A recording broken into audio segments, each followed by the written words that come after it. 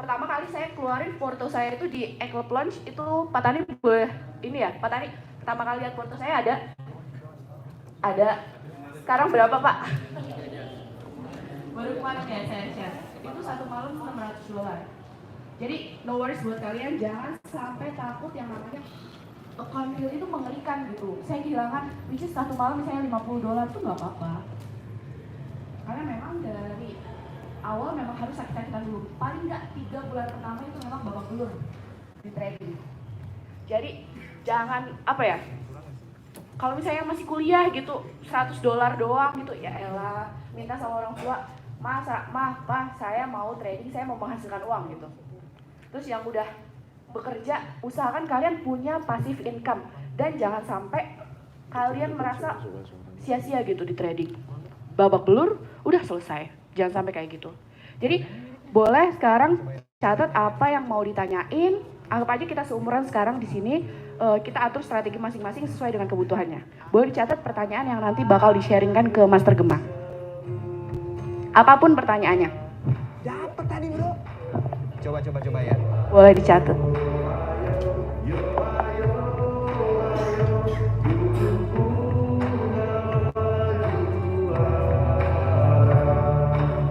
Emangnya ada supporter yang mau nyanyi lagu kita? Sekarang setiap kelompok punya lagu dan nyanyi. Udah trading Bu? Oh belum. Stok? Futures? Biasanya cewek-cewek ini stok nih. Oh masih belajar, oke. Oh Bapak, sorry, dengan Bapak siapa? Bapak Rian. Udah trading Pak? Oh, mana Pak pengalaman tradingnya? Tahun lalu Pak Gema tuh pernah MC juga. Berapa Master MC-nya?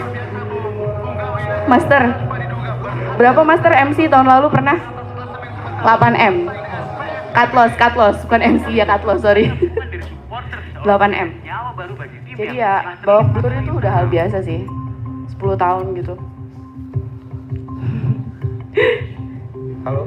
Karena terbiasa sih. Karena kalau misalnya semua di ujung-ujungnya ditakut-takuti gitu kan sama terus Ya takutnya kita nggak bisa lanjut. nggak pernah belajar di tempat yang benar gitu, nggak akan bisa start sih dari awal. Boleh semuanya yang mau ditanyain boleh dicatat sekarang, nanti tinggal dijawab oleh masternya. Tapi kita bisa angkat bareng-bareng. Ya, minimal kita usaha dulu lah.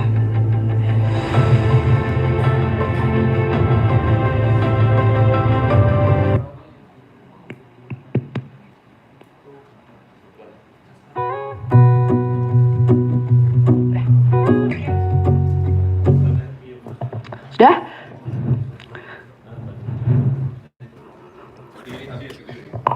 Selamat datang Pak Rofik dari Kediri. Pak Toto juga. Selamat datang. Ya. Oke, siap. Ya, langsung aja ya saya serahkan ke Master Gema. Tepuk tangan buat Master Gema. Selamat malam, Malang. Suara saya jelas? Audience YouTube Live, bisa dengar suara saya? Coba dites dulu. Ini biar ditonton sama 100.000 subscriber. Jadi hari ini tuh sekaligus kita merayakan 100.000 subscriber. Tepuk tangan buat Astronaci dong. Ya. Jadi setelah sekian lama akhirnya tembus juga 100.000. Sebenarnya YouTube Astronaci itu cukup lama, cuma nggak pernah diurus gitu kan. Kita baru mulai concern ngurus tuh sudah setahun belakangan lah. Jadi mulai naik itu gara-gara banyak urusin tentang ekonomi praktis. Ternyata market itu happy ya. Pada saat Astronaci masuk ke ekonomi praktis, banyak orang nggak ngerti tentang ekonomi, akhirnya meledak ya. Mulai dari Garuda Indonesia waktu itu, terus kemudian hutang dan seterusnya, Nero Warisman masuk. Wah akhirnya 100.000 ya. Mudah-mudahan habis ini 500.000 deh ya. Karena banyak request, kita mulai diminta untuk kasih tutorial tentang ekonomi praktis dan seterusnya. Yang di rumah gimana? YouTube Live? Suara saya jelas YouTube Live? Karlina? Ada? Apakah suara saya bisa didengar yang di YouTube? Jelas? Oke, good. Jadi ini adalah gathering member, kita udah di request ke Malang gitu. Dan rata-rata teman-teman pasti udah kenal kita karena ya semuanya udah member, either dari yang CT, ada Pak Leo ya, Pak Philip, terus kemudian ada yang di MRG Premier, ada yang di E-Club. Terus nih teman kita Pak Rafiq dari Kediri juga, Elite Business Partner yang gedein Astronaci di Kediri. Jadi prinsipnya hari ini karena kita semua sudah saling kenal, jadi lebih ke satu brainstorming tentang ya memberikan motivasi. Mungkin ada yang sekarang pasti ya di dalam satu perkumpulan tuh pasti ada satu yang udah mulai patah hati kena gebuk di market. Siapa yang kena gebuk di market lalu malam ini datang karena stres? Boleh angkat tangan? 1, 2, 3, 4. Siapa yang datang ke sini habis untung? Tuh, bawa oleh-oleh langsung kan. Jadi selalu mix gitu. Terus kemudian siapa yang di sini yang baru mulai mencoba dan pingin mendapatkan satu hal yang inspirasi baru. Oke. Good. Ya, pasti mix kan? Otomatis kan pengalamannya pasti beda-beda. Jadi kalau dikatakan ilmunya sama, misalnya terus kemudian tergabung di klub sama satu grup, yang membedakan hasilnya tuh apa tau nggak? Garis tangan. Itu yang faktor X-nya susah ngomongnya. Ya banyak amal ya banyak rezeki. Kalau kurang amal ya mesti ditabukin market dulu kan. Dan itulah yang saya bilang, nggak ada yang namanya orang itu selalu menang. Jadi kalau bilang bahwa Gema itu Superman dan selalu menang itu nonsense, nggak mungkin. Kalau Tria ngomong tahun lalu saya kena gebuk, ya saya Juli kena gebuk 8M, tewas saya. Dan itu mau nggak mau, nanti saya ceritain, saya tunjukin salah saya di mana. Ya jadi gathering ini kita lebih bahas nanti tentang brainstorming, setelah itu kita akan masuk di dalam konsep study case. Kalau misalnya kita ngambil keputusan ini, melihat market yang seperti ini salahnya di mana, terus kemudian apa yang harus kita lakukan. Mudah-mudahan itu bisa menjadi referensi, terutama buat teman-teman yang sudah punya DVD Ultimate dan sudah belajar. Boleh angkat tangan? Oke, good. Berarti masih ada yang belum angkat tangan, belum punya. Itu wajib. Yang sudah, tolong lihatnya minimum 3 kali Pak. Jadi jangan cuma sekali lalu Anda anggap sudah, itu minimum 3 kali diulang terus. Dan it works gitu, sampai hari ini tuh DVD Ultimate udah lebih dari 1000 kopi. Dan tiap hari yang ke Jakarta tuh selalu sekarang masuknya pre-order waiting list kita datengin 40 habis. Tapi syaratnya yaitu ngelihatnya mesti 3 kali dari awal sampai akhir. Baru bisa masuk. Setelah itu Anda boleh collect DVD Fibonacci-nya. Karena Fibonacci itu bener-bener spesial, syutingnya juga di Amerika, produksinya setahun, capeknya luar biasa. Saya syuting sampai setengah 3 pagi ya bikin itu. Jadi totalitas banget, rugi kalau nggak punya. Tujuannya apa sih sebenarnya? Untuk memperlengkapi sih, ya memperlengkapi Anda dengan sebuah senjata gitu, yang lengkap. Kalau tempurnya senjatanya setengah-setengah percuma.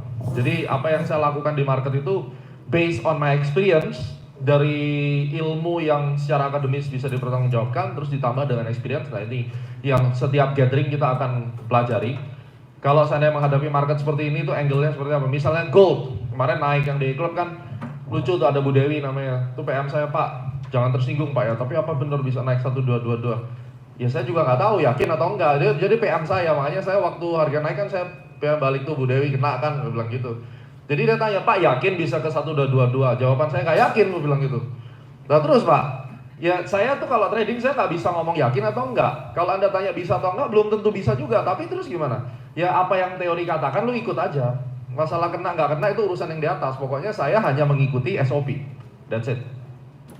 Karena saya udah pernah rugi gede itu karena saya intervensi SOP. Ya kan? Yang kita lakukan tuh sebenarnya hal-hal bodoh. Kita intervensi aturan main, itu yang paling parah. Pada saat Anda intervensi itu berarti Anda memodify variabel daripada sebuah metode atau sebuah sistem, dan akhirnya pasti jelek gitu. Nah ini yang perlu diketahui. Terus awalnya kan turun itu saat berminggu-minggu kan. Terus kemudian sampai meledak, dan saya bilang bahwa kita lagi nunggu Venus retrograde nih. Nah itu yang di klub kan tahu tuh, dari minggu lalu saya udah ngincar tanggal 5 kan. Terus mulai tanggal 5 dia mulai accumulation, mulai terbang. Nah itu kan astrological side-nya ya. Jadi kita tidak bicara lebih banyak tentang astrological side-nya, tapi kalau kita lihat dari price action ya berdasarkan dari DVD Ultimate itu, bagaimana sih implementasinya, itu yang akan kita pelajari ya. Now, brainstormingnya kita mulai. How to become very rich dari market. Saya poin-poinnya adalah kalau kita ngomong tentang how to become very rich, jadi motivasinya jelas. Saya dulu punya impian punya pesawat, terus kemudian akhirnya bisa tercapai.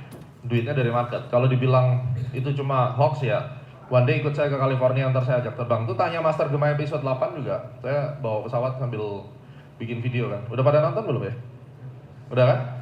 Yang versi 9 udah keluar barusan gitu, gara-gara Hotman Paris terinspirasi ke Omnia, pengen nyobain apa sih Omnia sebenarnya kan. Jadi itu udah keluar di YouTube, silakan dilihat. Jadi saya punya impian, dan impian itu harus dicapai apapun itu. Gak peduli gagal atau nggak gagal, saya nggak peduli orangnya. Jadi saya punya prinsip, saya bisa dapatkan apapun yang saya mau. Orang kesannya sombong, tapi enggak. Kalau Anda ikut kelas NLP, Ya, Anda akan tahu bahwa Anda harus punya afirmasi, taruh di situ impiannya apa dan apapun itu kejar. Walaupun hari ini Anda jatuh kena margin call gitu. Ya bangun lagi, orang namanya mau dapat impian ya. Nggak ada yang capek, sedih segala macam itu nggak boleh. Hantam terus sampai dapat. Ya saya dapat Astronaci Aviation berdiri di California. Ya, company-nya register di Nevada, main bisnisnya antara West Coast lah intinya. Dari mana? Dari financial market. Ya kan? Kalau saya bisa, Anda pasti bisa. Coba kita lanjutin slide-nya. Next, ya, I bring my family flying, ya kan. Terus kemudian kalau bawa mobil Lamborghini mungkin udah biasa gitu. Saya nggak suka mobil. Saya senangnya kalau lunch saya bawa pesawat. Ya, that's what we do. Saya ada pesawat satu di Singapura. Kalau kita mau jalan-jalan beli durian ke Penang, setir sendiri bawa pesawat sama keluarga sama teman ke Johor. That life, I love that life. Nggak kebayang, saya dulu juga nggak bayang itu. Tapi sekarang saya FAA flight instructor, saya ngajarin orang terbang pesawat jet. I own the flight school, I own the airplanes. Jadi kompetensi saya orang suka belajar. Padahal dulu malas sekolah gitu. Jadi kalau dari sisi financial market, gelarnya udah mentok sampai Master Financial Technical Analysis, you know that. Dari aviation udah mentok juga. Saya FAA flight instructor, teaching jet, ngajarin pesawat mesin 2. Flying the commercial corporate jet, everything I got it. Dan dalam waktu yang singkat dan berhasil. Saya punya rekor muri 3 sekarang. Jadi pertama Astronaci, kedua saya dapat muri untuk urusan pilot, yang ketiga 14 Day Pilot Flight Academy-nya dapat muri. Dan murid saya hari ini baru terima, saya ajuin murid saya dapat muri juga. Jadi total group we got 4 muri. Orang dapat 1 susah, kenapa kita bisa dapat 4? Very simple. Just do the best. Dan confidence, kalau orang lain nggak bisa, saya harus bisa, ya kan? Mission impossible itu artinya I am possible. Itu kan bahasa seminar-seminar motivasi, tapi itu benar. Dan saya selalu lakukan itu. Saya nggak percaya kata nggak bisa. Jadi di dalam kamus saya bukan bisa atau nggak bisa, tapi mau atau enggak. Kalau Anda mau, pasti bisa. Pikiran mesti bersih. Kalau pikiran licik, maunya ngakalin orang, mau curang, jelekin orang, ngatain orang, Anda nggak akan pernah bisa berhasil, dijamin. Walaupun saya belum 60 tahun, but I learn about this life dari saya umur 14 tahun, hidup saya keras. Untung Tuhan kasih saya jalan yang benar, jadi now I become like influencer. Bagi anak-anak muda yang bingung mau ngapain, dan I can show you the way. Ya kan? Tapi prinsipnya tua dan muda, fragile. Manusia itu pada dasarnya fragile. Saya juga fragile. Ya, punya harapan, tapi nggak berani mencapai harapan. Pingin kaya dari market, tapi nggak berani kaya. Terus mau ngapain? Nanggung. Katanya mau trading, disuruh belajar, nggak mau belajar. Udah punya duit beli DVD jadi pajangan. Dilihat cuma sekali sambil ketiduran. Kok bisa tahu? Saya juga begitu, ya kan? Saya juga lagi belajar materi yang lain, baru baca 5 halaman tidur. Tiap hari mainannya Instagram, YouTube, ya waktunya ke spend ke sana, ya nggak chatting. Kadang saya menyesal, aduh gue udah habisin hari ini juga, gue nggak dapat apa-apa gitu. Itu weakness. But kita harus tahu, aku punya harapan nih, kita harus berani dong mencapai harapan. Jadi masing-masing harus punya target mulai hari ini. Target saya itu punya pesawat, dan I set up my aviation company di Amerika. Saya adalah orang Indonesia merantau ke sana sekeluarga. Waktu itu 2016. Nggak tahu yang modelnya Amerika kayak gimana, pokoknya merantau dulu. Nekat aja hantam. Orang Jawa Timur tuh bodoh nekat ya. Nggak bisa ya, itu bodoh nekat ke Amerika sana. Untung saya cuma punya modal bahasa Inggris doang, udah. Nekat dan jadi. Karena saya udah punya formatnya. Jadi berani ngambil satu decision dan tidak pernah takut gagal. Itu prinsip di market. Dan Anda harus tahu mau ngapain sebenarnya di market. Banyak orang itu nggak tahu mau ngapain di market. Ya kan? Belajar, nanti punya 10 metode, 10-nya gagal semua. Padahal sebenarnya, tanya Pak Rafiq tuh. Dia pelajarin cuma 1, ngurusin tentang money magnet pakai moving average. Asal disiplin aja jadi duit. Sampai dibikin indikatornya sama Pak Rafiq. Tapi kita kan kebanyakan nggak mau konsisten. Begitu kalah, drop. Kalau komit ya memang harus nyisihin duit kecil-kecil dulu. Kita nggak bisa ngomong ya, bahwa oh iya Bapak kan enak sekarang account-nya udah gede. Tak kasih tahu. 10 tahun yang lalu saya start Astronaci itu dari modal berapa? Cuma 30 juta startnya. Itu saya start. Terus mau ngumpulin modal gimana? Saya harus pintar dulu dong. Saya pintar, saya bisa bikin analisa yang akurat, itu kuncinya. Trading mah belum menang, awal-awal malah kalah kok. 2008 hancur.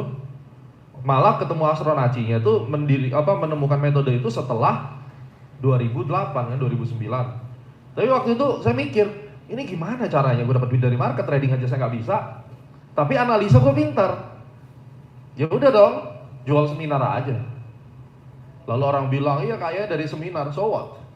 Yang penting gue gak ngerampok, gak jual narkoba, gue dapat duit halal.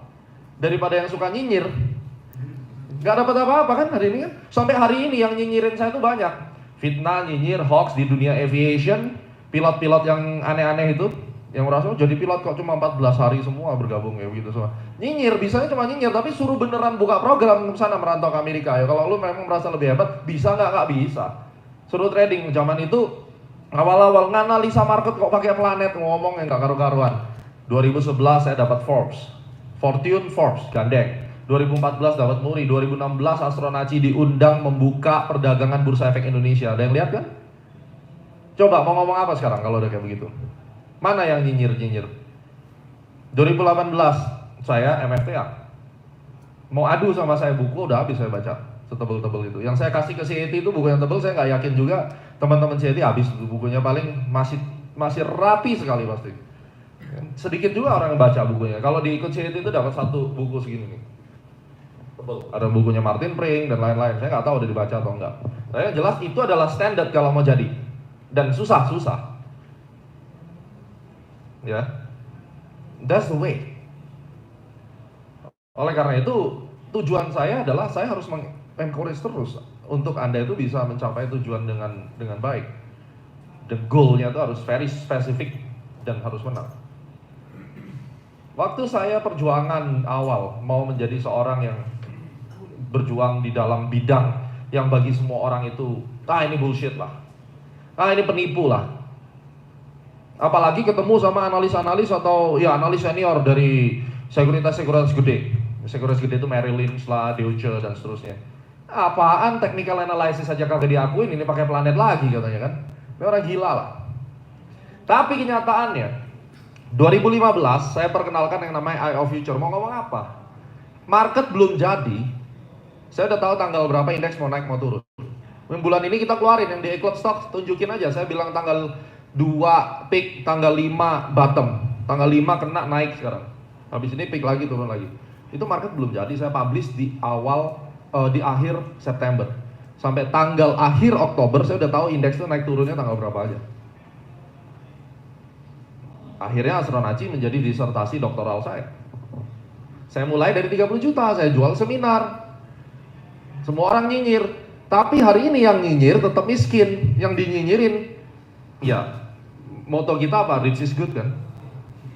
Ya kan? Dan kita ganti tagline, Astronaci make you rich with astrology trading. Kuncinya adalah rich. Tapi bukan berarti nanti kalau Anda kaya, punya duit, makanya kaya itu apa? Kita lihat slide berikutnya. Terus, next. Terus. That's my jet ya. Kita sebelumnya, that's my jet. I take my family bang sebelumnya.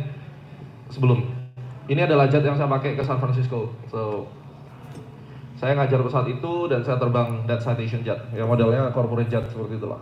Tapi saya cukup bangga sih, saya nggak terbangin 737, but I'm really happy take my family flying with the jet. Ini semua bisa dicapai dari mana? Financial market. Jadi kalau saya bilang bahwa pasar modal itu tempat mencari apa? Modal, itu harus tanamkan di mindset buat tempat cari modal ya.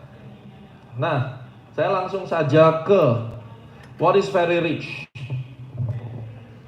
Anda sudah memiliki tabungan yang saat ini punya uang lebih dari 1 kali penghasilan tetap untuk dapat memenuhi kebutuhan hobi seperti jalan-jalan kemanapun yang Anda mau, makan sepuasnya di restoran impian, membeli gadget tanpa harus berpikir panjang dan seterusnya. Mungkinkah dengan penghasilan sekarang Anda mampu menjadi sangat kaya? Jadi kaya itu relatif, tapi saya punya teori. Level di mana Anda sudah memiliki tabungan, gak semua orang bisa nabung. Apa yang mau ditabung, beli makan aja habis, ya, udah ditabung. Tapi masih punya 1 kali penghasilan lagi buat foya-foya. Kalau orang bilang Indonesia ini katanya negaranya lagi krisis, itu saya tidak percaya. Coba lihat waktu Note 9 lagi grand opening itu ngantrinya kayak antri sembako Pak. Itu mau ngeluarin duit 17 juta beli 1 handphone gitu. Tapi antrinya mana-mana. Ini mana orang miskin gimana? Orang kaya kan berarti kan? Nah itu yang saya mau. Pada saat nanti keluar iPhone XS, handphone gue jelek ganti misalnya. Jadi ini consumer ini cuma bicara tentang gambaran lah. Tetapi pada saat nanti Anda benar-benar very rich, di mana Anda mampu untuk membeli handphone 16 juta hanya sekarang, oke 16 juta murah lah, belilah. Bini gua mau berlian, berapa sih berlian? 20 juta nih, 20 juta. Dan saya ketemu banyak anak muda yang kayak begitu loh, yang mana saya itu nggak ada apa-apanya sebetulnya. Distributor yang umurnya 35, 36, buset, jauh di atas saya. Ya, rumahnya 1.500 meter di daerah-daerah yang 1 meter tanah harganya 40-50 juta. Pingin nggak kayak begitu? Jangan pikir itu tidak mungkin. Itu mungkin. Selagi Anda di Indonesia. Kalau di luar Indonesia mungkin nggak. Indonesia ini adalah negara yang bisa membuat Anda kaya mendadak. Itu yang Anda harus tahu. Nah, kalau posisinya kita sudah memiliki modal yang sampai seperti ini, apa yang harus kita lakukan? Anda hanya bisa kaya kalau Anda mengerti yang namanya investment. Uang itu kalau misalnya kita tidak invest ke sesuatu, uangnya nggak akan growing. Itu udah pasti. Yang growing adalah expenses. Expense kita pasti growing. Tapi duit kita nggak akan growing. Siapa yang di sini punya deposito angkat tangan? Satu. Tuh nggak banyak kan? Berarti yang lain apa nih? Saving nggak? Di mana savingnya, Bu? Nggak deposito. Why?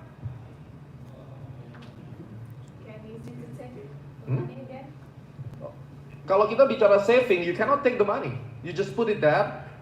Setiap bulan automatic roll over, aruh. Why do you have to touch that money? For equity dari apa maksudnya? Jadi bisa diputar untuk ke equity market. Oh, stocks market maksudnya. Oke, nah ini yang saya mau bahas sebenarnya. What is investment? Karena kalau Anda tidak melakukan investment, you will never become rich. Anda nggak akan bisa kaya. Mau kaya gimana caranya? Kecuali bisnis Anda memang tiap bulan kayak mesin uang gitu loh.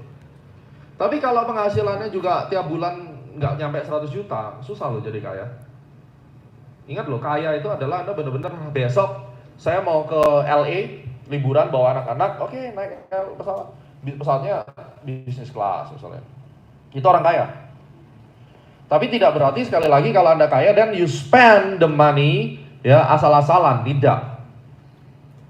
Saya hari ini kalau mau cuma beli Ferrari bisa loh. Tapi apakah saya mau? I don't think I need it. Lebih baik saya beli pesawat, saya sewa-sewain bisnis. Ferrari gue tiap tahun mesti bayar STNK-nya, habis duit gue kan.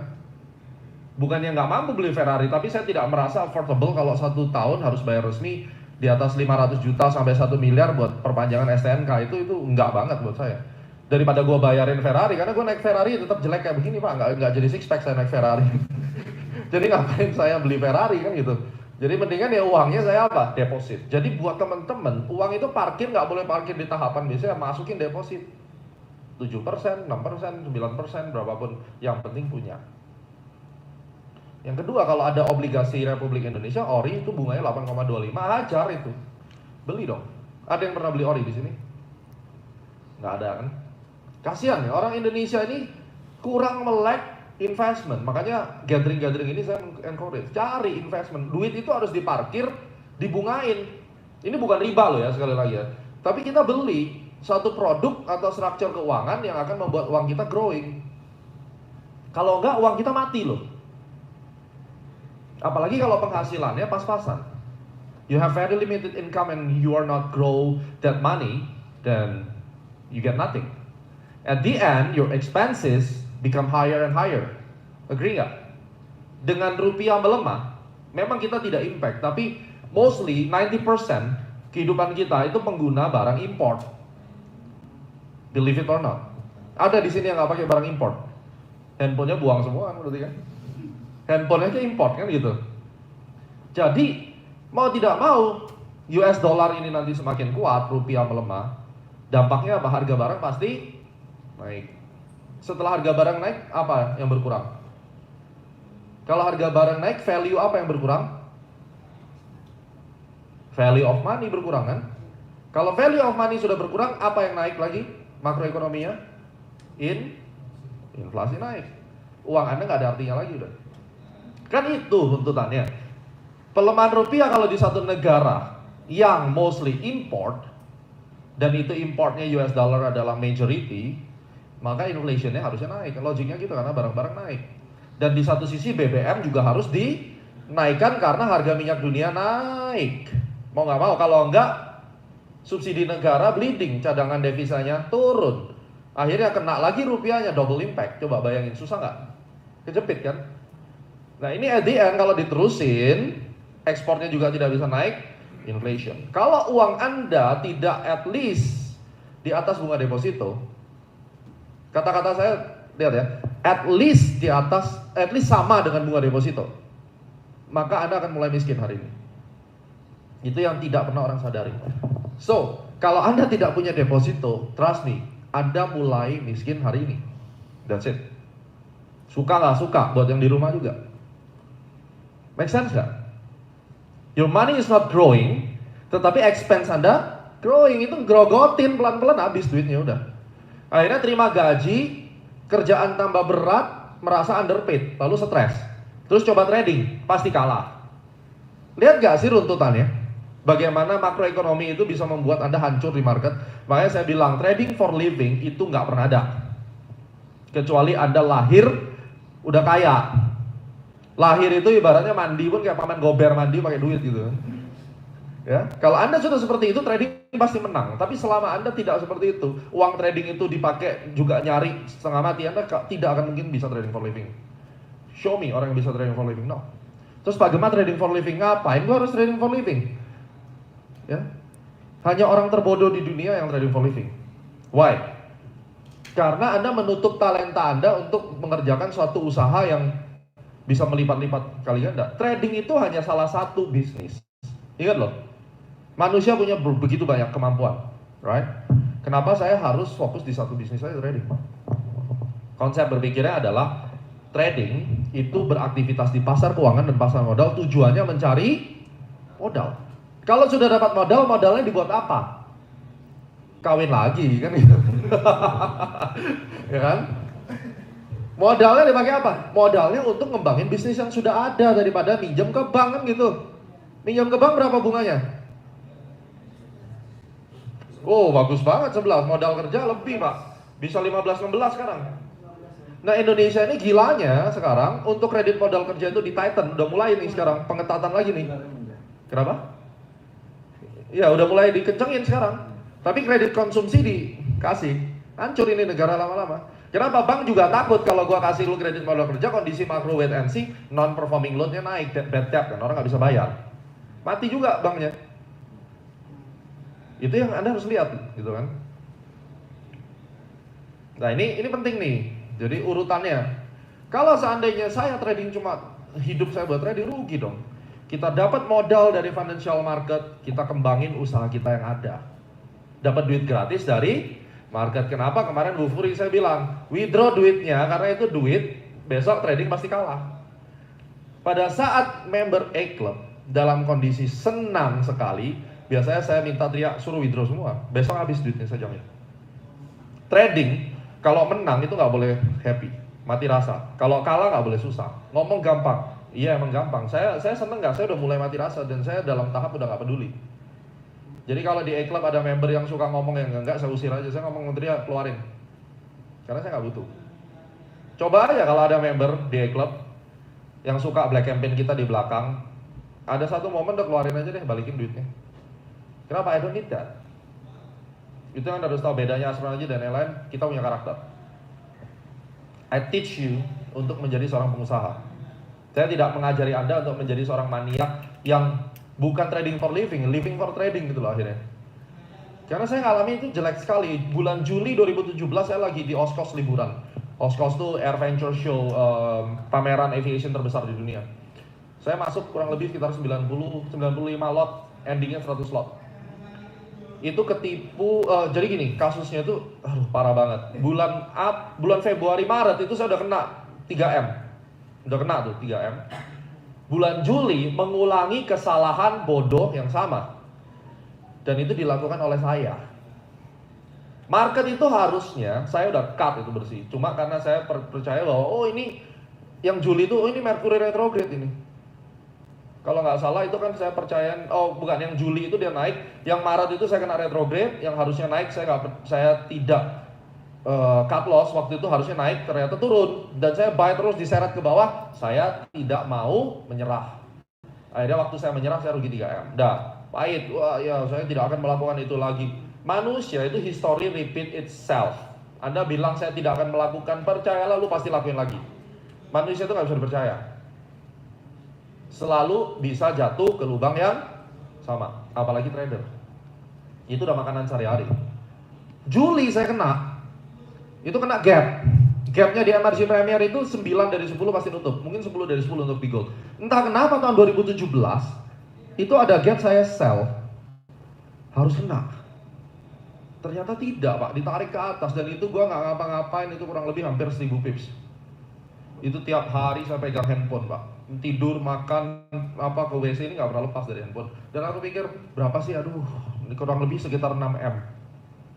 Masa hidup gue ini hancur nih gara-gara kayak gini, 6M udah lah gimana ya, aku hitung-hitungan kan. Gue 6M nih kalau gue cut bisa dapat balik lagi berapa lama, hitung-hitung 7 bulan, ya udahlah daripada hidupku gila, mendingan gue cut dan 6 bulan lagi aku dapat duit, tak cut selesai udah. Jadi totalnya 6 tambah 3, berapa tuh? 9. It happened, bukan saya nggak tahu, tidak. Saya tahu, saya tahu I did a mistake, saya tahu. Tapi bodoh saya di mana? Udah tahu, tapi saya tidak memiliki kemampuan untuk potong. Nggak bisa. Itu nggak bisa, benar-benar. Kenapa? Karena size-nya kegedean dan saya nggak bisa. I cannot do it. Akhirnya pada saat saya tidak bisa, saya langsung masuk dalam satu stage yang namanya, mari kita lihat. Siapa tahu? Udah, kalau udah ada kata siapa tahu. Ya, siapa yang tahu gitu loh maksudnya. Siapa yang tahu kan? Siapa tahu? Kita nggak pernah tahu. Yang kita tahu sekarang, you deal dengan yang kondisi sekarang. You deal with what you see now. Dan you take action or not. Masa depan tuh dipikirin nanti. You deal with now. Masa depan tuh kita plan buat besok. Tetapi pada saat you have emergency, sekarang. Nah, saya selalu mengajarkan pada murid-murid JT dan juga tim di Astronaci, buat apa sih kita latihan? Saya suruh lihat DVD 3 kali, kita suruh latihan gambar chart, tujuannya buat apa sih? Buat apa? Habit untuk apa? Otomatis dalam kondisi, ingat, kita latihan setiap hari, before, after, making analysis, terus latihan. Itu hanya untuk menyelesaikan satu event emergency. We have to always proficient untuk menyelesaikan emergency. Kalau kondisi normal, nggak usah latihan, pasang buy stop, naik ke atas, dapat cuan. Yang masalah kalau lu pikir dia naik, ternyata lu dikocok, habis itu lu nyangkut atas bawah, gimana mau keluar? Skill kita diperlukan, our proficiency itu apa sih? Kemampuan. Bahwa kita ini mampu nggak? Lu lama nggak naik sepeda atau lama nggak nyetir mobil, tiba-tiba disuruh nyetir keluar kota 500 kilo sendirian, pasti takut kan? Karena aduh gua lama nggak nyetir gitu. Itu not proficient. Makanya di dalam kita trading itu harus tanya sama diri kita, apakah kita ini proficient atau tidak. Karena kita latihan tiap hari itu untuk deal with single emergency yang kalau kita gagal deal dengan itu, habis semua. Itu yang terjadi, akhirnya saya habis 8M itu karena itu. I'm not proficient karena saya ada break 2 minggu nggak ngapa-ngapain, dan kemudian saya masuk gede. Pada saat keliru, I cannot deal with that emergency properly. Maksud saya nih, ya, Anda latihan tujuannya bukan untuk menghadapi market yang gampang, yang kalau ada penan bisa langsung naik, itu semua anak SD juga bisa Pak. Yang susah itu begitu penan ditembus, patah, masuk ke dalam, Anda nggak cut nyangkut atas bawah. Saya nyelamatin salah satu klien saya, dia datang ke saya itu dengan kondisi gold minus $500.000. Saya makan waktu 2 bulan, lockingannya beres bersih semua, dia withdraw sama 0. Sekarang Dow Jones-nya yang minus 1,7 juta, jadi sekitar 17M. Ini saya lagi pelan-pelan bantuin. Dia ada sell di 21.300, dia ada buy di 25.900. I think the strategy, dan saya percaya posisi hari ini saya bisa bantu dia keluar. Only expert yang bisa bantu keluar, dan saya tidak charge apapun karena this guy is really good guy, dan saya bantu dia karena dia kena ditipu broker. Bagi saya, only experience, only skill can deal with that emergency. Jelas nggak maksud saya? Dan apakah itu emergency yang nggak bisa menimpa kita? Tiap hari kita deal suatu ketika kita masuk dan salah. September kasih sinyal apapun, babak belur juga saya di market. Dia klub. Saya udah ngomong tenang aja, ntar juga balik. Tapi wah mulai ada orang gila black campaign di belakang. Wah ini gimana ini? Ya udah lu suruh keluar aja. Karena ini akan ganggu pikiran saya gitu loh. Dan terbukti Oktober begitu market normal dapat kemarin gold 126 ya, euro JPY semua. We deal with emergency itu dalam kondisi yang ikut klub September itu emergensinya supaya Anda tahu. Di mana market itu mau diapain aja salah. Coba ngasih 4 sinyal, 4-4-nya mati. Yang harusnya naik dia nggak naik, stop malah balas turun. Akhirnya kita balik badan turun, naik berhenti. Waduh, gimana caranya? Ini kan emergency ya. Anda mau ngomong apa aja salah pokoknya. Dan dalam setahun itu market akan kayak begitu kira-kira 3-4 bulan. Dan kita nggak bisa tahu. Saya percaya itu ada satu combination dari planetary system yang membuat market seperti itu, which is aku belum menemukan itu apa.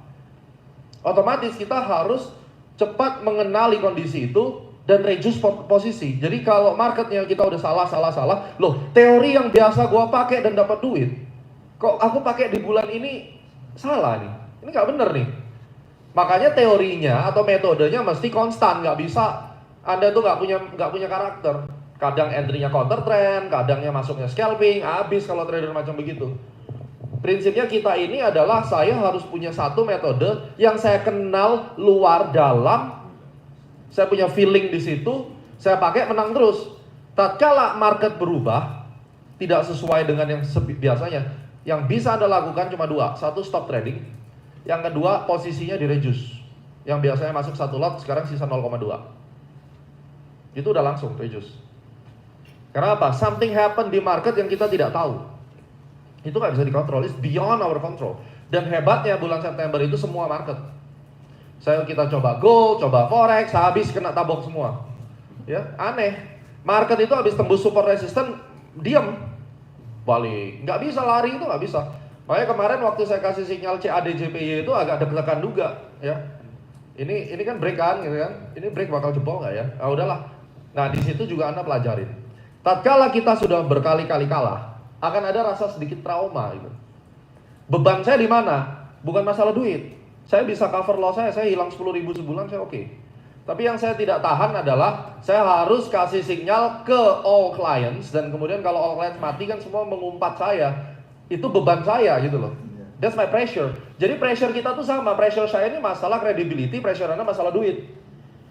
Nah sekarang yang kita harus pelajari bagaimana we overcome the pressure untuk bisa tetap objektif. Jadi pada saat saya udah kalah-kalah, ini kan mau masuk lagi nih. Pasti pikirannya ntar kalau kalah lagi gimana gitu kan. Udah mulai yang ada di bayangan, ntar diomelin klien, diginiin, digituin, dan seterusnya. Pertanyaannya, kalau suatu hal yang belum kejadian, lu jangan mikirin. Itu kan belum kejadian, belum tentu menang, belum tentu kalah. Ya kalau kalah, kalau menang gimana? Kan dipuji-puji.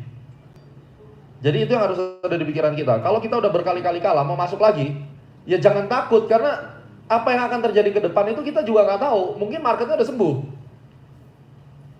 Loh, kalau gitu standarnya apa, Pak? Bagaimana kita bisa tahu kita harus masuk lagi atau tidak? Kan itu muncul pertanyaannya. Jawabannya adalah tanya sama hatimu. Kalau saya the next trade, I have to lose. Saya bisa terima atau tidak? Can I accept that? If I cannot afford the next failure, what I'm gonna do? Do not enter. Jadi waktu kita enter the market, itu kita harus very fair. I accept the loss or I accept the profit. Kalau pada saat kita entry kita bicara ya gimana ya Pak ya, kita semua trader kan juga pingin menang Pak, nggak bisa juga kayak gitu, artinya you're not ready to fight. Jelas nggak maksud saya? Nah ini penting supaya Anda mengerti, ke-refresh lagi mindset saya harus kayak gimana masuk ke market. Kembali ke masalah investment, dan uang Anda harus diinvest di market yang benar. Ya, harus diinvest di market yang benar. Deposito wajib, berapapun amount-nya. Ambil yang setiap bulan rollover-nya. Ngapain ditaruh di tabungan tahapan atau di tabungan biasa? Dapat apa? Kepotong biaya transaksi, iya kan? Beli obligasi, nah kita bagi berapa persen. Itu nanti Anda decide. Beli saham, Itu wajib. Portofolio yang besar adalah di stocks market. Main trading di leverage market, futures, forex, dan seterusnya. Tujuannya apa? Karena uang kecil bisa jadi uang besar. Uangnya sudah dapat besar, pindahin ke either deposito atau ke saham. Intinya uang saya harus beranak dari uang dapat uang. Jelas ya sih ini konsepnya? Dan will you do that? Aduh Pak, cara buka deposito gimana? Nggak usah malu angkat tangan. Karena saya udah nemuin banyak even anak CET mau buka deposito aja nggak tahu caranya. Berarti betapa tragisnya pendidikan Indonesia ini gitu loh. Ini nggak nyampe, ada gap yang besar sekali. Orang tuh nggak tahu mau duit gue mau ditaruh di mana, nggak tahu. Buka ke bank, cari. Ya, cari yang kira-kira bunganya 6-7%. Gitu. Jadi I'm teaching you how to do the investment. Bagaimana uang Anda ini bisa terus jalan. Investment yang paling menarik saat ini adalah pasar modal, khususnya di pasar saham Indonesia. Karena menurut saya gainnya lumayan, tergantung sahamnya juga ya. Kalau Anda salah pilih sahamnya ya bubar. Ya, ini yang kita mesti tahu. Jadi pilih saham yang benar. Otomatis kan kalau misalnya kita sudah lihat chart, kita udah ngerti, ya kita bisa lebih selektif. Oke, sampai di sini ada pertanyaan. Setelah ini kita break sebentar, toilet break, dan kemudian kita masuk ke dalam study case. Saya akan bawakan 4 atau 5 study case. Kenapa kemarin saya kasih rekomendasi Gold, CAD, Jepang Yen, Euro, JPY, itu buy-nya kenapa sih gitu. Jadi kita bisa diskusi nanti di situ. Oke, any question? Bukain MetaTrader saya. Silakan. 3 pertanyaan lalu kita break. Nggak ada yang nanya? Iya Pak Leo.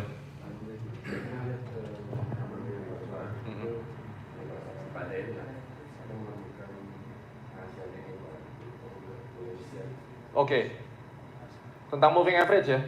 Jadi yang paling simpel tuh kenapa saya pakai moving average 34? Karena 34 itu kalau kita nggak ada papan tulis itu ya. Oh ada. Saya kalau di sini semua bisa lihat kan?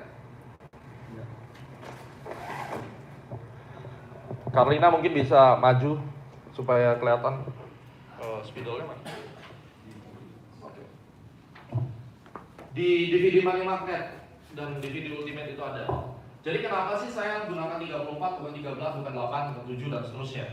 Ya, sekarang saya selalu kasih tahu, misalnya nih, nanti kita coba nyalain komputer atau kalau yang ada MetaTrader, saya biasanya kalau di kelas saya minta masing-masing trader sebutin satu angka. Coba angka berapa?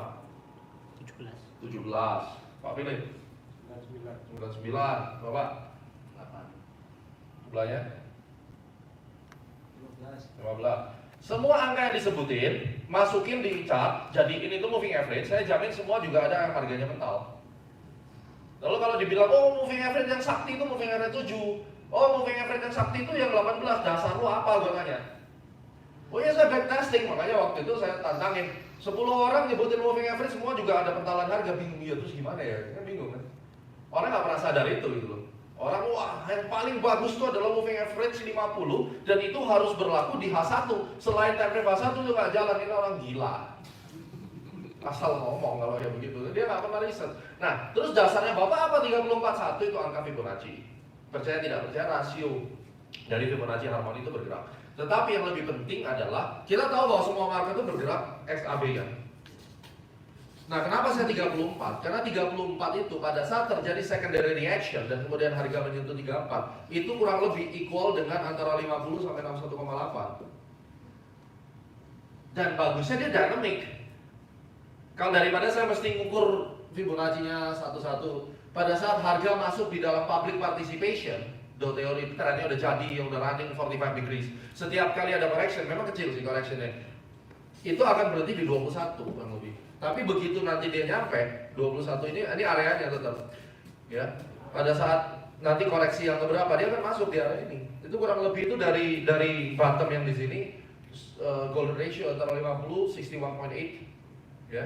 Dan di other one adalah moving average 90 saya. Pada saat dia lewat dari sini dan dia sideways tidak langsung naik, jadi absolutely 90% akan ke sini. Itu salah satu toolsnya. Kayak gold kemarin. Kenapa dasarnya Bapak bisa yakin ke 1222? Lihat aja di daily. 90-nya nunggu karena 90 itu akan nyedot ke atas, udah pasti kena. Dan itu kalau kita ukur dengan rasio Fibonacci itu external retracement XAY-nya 1618. Pasti ketemu di situ. Berapa persen akuratnya? 9 dari 10. Gitu kali ya. Jadi itu salah satu tools yang paling singkat saya bisa jelasin, and it's really work. Dan disitulah saya bilang waktu itu ini udah tembus dan saya udah tahu dia bakal kesini, tapi karena saya kegedean saya nggak punya kesanggupan untuk melakukan amputasi. Even harusnya aturan main saya adalah saya balik badan harusnya. I cannot do that. Kenapa? Karena saya ketakutan. Karena saya 100 slot, turun dikit itu udah puluhan ribu gitu. Jadi kalau kita ngeliat floating lossnya itu misalnya 20 ribu. Terus nanti balik lagi jadi minus sisa 8. Nah, yang paling berbahaya di market khususnya loss, ini dari sisi psikologi tradingnya. Anda perhatikan, ada the new normal, itu kata-kata saya, the new normal. Itu juga dipakai sih di kalangan ekonom-ekonom. The new normal itu gimana? Gini, kemarin waktu saya opening CNBC di Bali, Pak Yusuf Kalla kan speech kan. Nah, dia pakai istilah, ibaratnya sama lah istilah dia. Dia bilang, masyarakat Indonesia bilang rupiah waktu 13.000, wah ini krisis gitu. Nanti setelah berapa lama mereka bisa terima 13.000. Lalu naik 14.000, teriak demo semuanya, rupiah 14.000. Ya, new normal. Kita waktu kena floating loss pertama, jebret minusnya 500. Waduh, shock 500 kan itu ya. Terus 500 mulai berkurang, jadi 350, jadi 400 ya. Lalu turun lagi jadi 500. Deg-degan kan? Turun lagi, minus lagi. Sekarang minusnya 700. Lebih panik dong. Minus 700 panik. Rebound ke 500. Waktu dia rebound ke 500, Anda akan bilang, untung rebound ke 500. Because your new normal now is 700. Sebelumnya waktu di 500 Anda panik, sekarang 500 bersyukur. Pernah nggak ngalamin itu? Hati-hati dengan the new normal. Karena perasaan kita pada saat Anda hari ini merasa kondisi saya buruk, besok lebih buruk. Ini the new normal. Pada saat kondisi Anda membaik sedikit, di kondisi yang sebelumnya Anda merasa buruk, ini menjadi lebih baik. Ini yang membuat orang itu nggak cut loss sebenarnya. Karena makin salah, that's the new normal. Makin salah the new normal, ketika dia balik ke sini, dia merasa is better. Padahal sebelumnya ini jadi malapetaka. Itu yang membuat loss kita makin hari makin gede. Dari yang minusnya cuma 15.000 harusnya gue bisa cut, sampai akhirnya cut semua 8 miliar. Saya berhenti trading 3 minggu. I cannot trade. Dan saat itu terjadi, Anda akan terjebak di dalam satu kondisi self-destructive. Dan itu paling hancur udah. Menyalahkan diri sendiri, putus asa, membodohkan diri sendiri, hancur udah. Menyalahkan diri sendiri, putus asa, membodohkan diri sendiri, lost confidence, dan seterusnya. Dan that's all. Anda nggak akan bisa berbisnis juga biasanya. Kalau udah hancur mental, you cannot do anything. Yang ada akhirnya orang bunuh diri kan, selesai. Jadi never trade dengan uang yang Anda tidak afford to lose. Karena tujuan dari pasar keuangan dan pasar modal adalah untuk mencari modal, bukan untuk judi. Oke, itu saya sambungkan ya, cerita tentang moving average dengan exactly apa yang saya alami dan apa yang saya rasakan pada saat itu, dan the new normal, selalu ingat itu. Next question. Go ahead. Yang di rumah mungkin ada pertanyaan, YouTube live. Carolina? Belum. Mau tanya belum? Yes. Halo. Saya yang mempelajari di Money Market yang HQ2 ya. Itu kan Pak Jerry kan pernah membahas masalah transisi. Yes. Berarti kan harus ada 2 kali higher high yang terbentuk. Nah, untuk saat ini kan gold ini untuk daily kan sudah sekali high terbentuk. Nah, apakah kira-kira kalau nanti terjadi 1 kali high lagi itu sudah bisa dapat kita simpulkan bahwa new trend itu akan Terjadi? Iya, terjadi. Sekarang ini kan dia kena moving average 90, lalu mengalami secondary reaction. Yang kita jaga adalah setelah kena 90 dia turun nih. Penurunannya ini tidak boleh lebih dari 50%. Dan dia harus segera naik. Itu public participation dan the new trend happen. Didukung dengan siklus Venus retrograde naik. Karena 90 itu gerbangnya. 90 itu adalah batas korektif yang paling gede. Jadi kalau kita bicara ini harga di 34 lalu dia turun sampai 90, ya. Posisi ini bisa kita anggap sebagai koreksi yang terbesar. Artinya setelah kena 90, kalau lu memang mau bullish, ini harus cuma naik. Kalau tidak, goodbye. Naik dikit, jebol. Jadi kenapa 90 is not really good? Tapi 90 kan bisa jadi opportunity. Kalau ada telat masuk, sikat di 90, dapat setengah ada jual. Tetapi kalau kita sedang melihat market dalam sudut pandang analis, ya sudut pandang analis, begitu kena 90 udah lonceng. Tren bullishnya sakit ini. Ini merupakan korektif yang terbesar yang boleh ada. Artinya tidak boleh lagi korektif more than this size. Karena harus cepat membentuk kenaikan baru. Jelas ya maksud saya? Itu filosofi dari batas moving average 90. Jadi bedain antara Anda sebagai trader. Kalau Anda sebagai trader mah nggak peduli, masuk di 90, kalau itu terjadinya di hampat, dia naik, itu minimum 50, 60 pip, 100 pip dapat. Tapi kita sebagai analis yang akan melihat dalam 1 minggu mau kemana arahnya, maka moving average 90 dijadikan lonceng atau alarm kita. Jadi boleh pas trik tadi ya.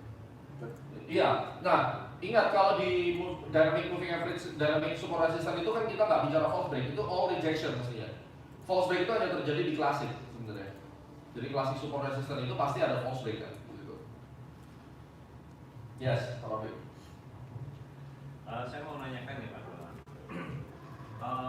Kira-kira pada saat harga menyentuh moving average 90 itu kan ada dua kemungkinan bahwa menyentuh dia mantul balik dan dia bablas Ya. ke bawah. Dan itu kesaktiannya memang udah luar biasa saya lihat. Nah, cuman bagaimana kita bisa melihat ada nggak pedoman apakah ketika saat menyentuh di sekitar area moving average 90 itu ketika tembus akan potensi berlanjut atau dia akan mantul, ini range-nya kira-kira berapa pip, bisa nggak itu dikasih semacam pedoman? It's a good question. Jawabannya adalah saya akan buka bigger time frame-nya. Karena misalnya Anda ngelihat EMA 90 itu di hampat ya. Pada saat saya buka daily atau weekly, 90 itu jadi 34. Coba aja lihat. Higher scale Anda akan lihat itu 34-nya. Dan kan kelihatan polanya sebenarnya ada pattern nggak? Ternyata waktu Anda lihat dia nyentuh 34, ada divergence, ada rising wedge, kemungkinan jebol Pak ke bawah Pak. 90-nya nggak bisa dilihat. Dan 90 itu nanti akan ditembus, lalu dia sideways dikit, ngambang dikit. Waktu ngambangnya, naiknya pelan-pelan dan overlapping, ngocok begini. Membentuk another continuation pattern untuk bearish itu udah pasti jebol. Itu. Jelas ya sekarang ya. Jadi upgrade ke time frame selanjutnya, Anda lihat polanya apa terjadi. Chart pattern tetap harus dipakai. Anda lihat. Karena waktu kita fokus di EMA 90-nya, perspektif kita tuh cuma di 90 doang, kita nggak lihat yang lebih gede. Itu kalau misalkan digabungkan dengan klasikal support resisten Bisa ya. Bisa. Jadi pada saat atas bawah ini terjadi support resisten, ketika di bawah itu ada potensi berlanjut atau kalau ke bawah bisa berlanjut? Bisa, makanya tergantung sekarang structure dari harganya juga. Lagi trending atau lagi sideways nih. Yang paling sial kan kalau dari tren besar, lalu kita berharap dia berbalik arah untuk tren selanjutnya. Balikannya, ternyata enggak, dia diem di situ. Wah, lama sampai 2 bulan atau sampai 3 minggu. Kena terus itu. Pindah market udah. Susah-susah gampang, tapi yang jelas patokannya di situ. Kita begitu kelihatan marketnya kok nggak kelihatan nih polanya, saya biasa upgrade ke time frame yang gede. Saya mau lihat dari jauh. Ya. Oke, 3 pertanyaan sudah selesai, kita akan break. Terus kemudian kita akan study case 3-4 kasus, tanya jawab, that's it, kelas kita selesai. Oke, mari kita break. Oke, buat teman-teman yang di rumah, thank you very much. Sudah lihat, ini adalah kelas gathering daripada Astronaci. Kunjungi www.astronaci.com. Anda akan belajar trading dan bagaimana cara menjadi kaya di financial market bersama Astronaci. Make you rich with astrology trading. Terima kasih sudah meluangkan waktunya dan terima kasih sudah subscribe. Dan kita sudah 100.000 subscriber sekarang. Doakan supaya bisa mencapai 500.000. See you. Bye-bye.